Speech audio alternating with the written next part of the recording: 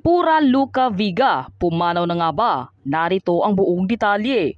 Ngunit bago tayo magpatuloy, huwag kalimutang i-like, share, subscribe, and click the notification bell for more updates and for more upcoming videos. Maraming salamat! Kalat ngayon sa social media ang balita na pumanaw na umano ang influencer at drag queen na si Pura Luca Viga.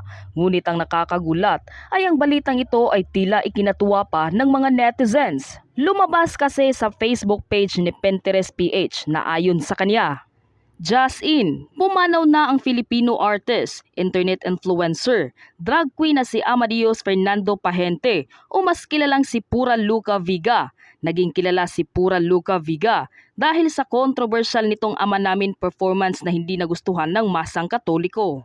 Humihingi naman ng tulong pinansyal at dasal ang naiwang pamilya at kaibigan ni Pura Luca Viga. Maliban dito ay marami pa ang nagpakalat ng balitang ito na ikinagulat ng lahat. Samantala ang balitang ito ay tila ikinatuwa pa ng mga netizens at ginawang katawa-tawa. Bagamat wala pang kumpirmasyon, abay tila nagdiriwang na ang mga netizens. Satanas at mga demonyo, impyerno is waving, i-welcome na ang papalit kay Lucifer.